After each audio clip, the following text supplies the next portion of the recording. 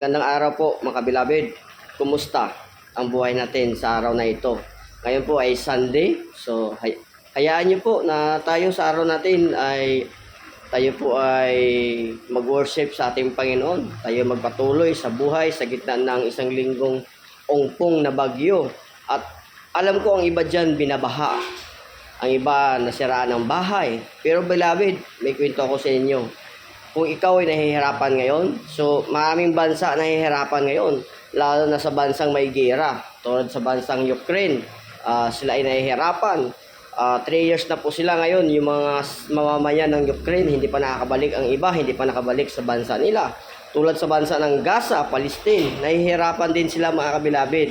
So kung ikaw ay nahihirapan dahil sa bagyong Ompong, at nasira ang iyong bahay, doon sa lugar may gera mga kabilabid, sila ay nahihirapan din sapagkat sila ngayon ay laging takot kung kailan ba yung babagsak ang missile na yan, mga ballistic missile na nagbabagsakan kaliwa kanan, bansa to bansa, tulad bansang Israel, bansang Gaza, Palestine. Ngayon naman mga kabilabid, ang bansang Houthi or Yemen, bansang Yemen. So dahil sa marami pong labanan doon sa grupo ng Houthi group and sa grupo ng Israel, soldier, so makikita ito mga kabilabid na bawat araw sa kanila ay lagi may patay, bawat araw sa kanila ay lagi may takot, at bawat araw sa kanila nawawalan sila ng bahay. So ikaw ay nahihirapan ngayon at nandito ka sa bansang Pinas, kapatid, pakisabi sa katabi, mapalad ka. Pakisabi ulit sa katabi, mapalad ka. Huwag kang matakot, huwag kang manghinaan ng loob sa panahon ngayon. Alam natin, ang panahon na yon ay nasa Cold War po tayo mga kabilabid.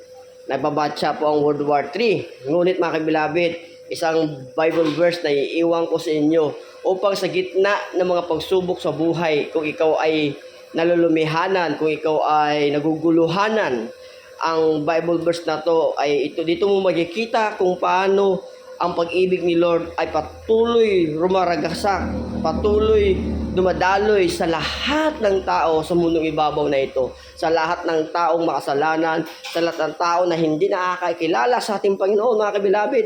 By the way mga kabilabid, ako ngayon Sunday morning, nagluluto po ako. After ko magluto po, tayo po dumidiretso na sa church. Ito ang pinaglulutuan din natin mga kabilabid, ito yung pagkain ng ating mga pastor dito sa church.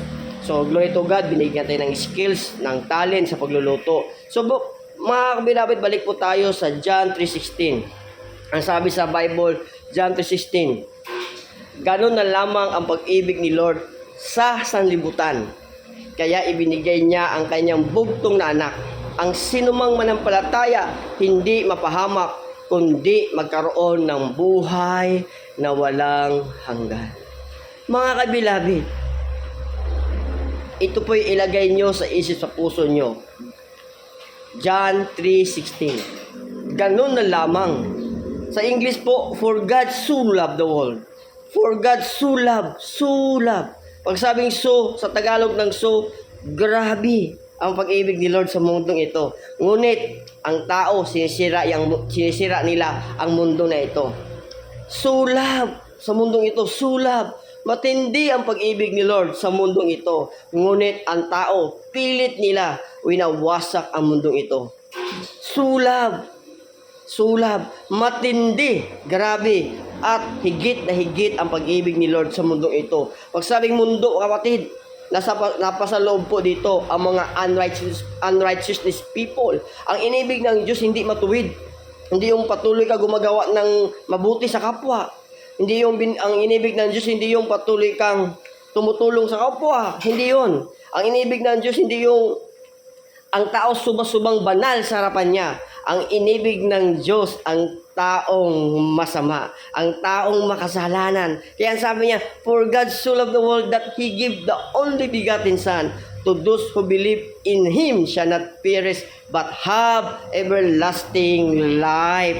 Mga kabilabid, binigyan ka ng pagkakataon ng ating Panginoon na maniwala, manampalataya sa Kanya, sapagkat pag ikaw ay nanampalataya sa Kanya, gaano man karumi, gaano man katinding yung nagawang kasalanan, kapatid, beloved, sigurado ikaw ay makakamit mo ang buhay na walang hanggan.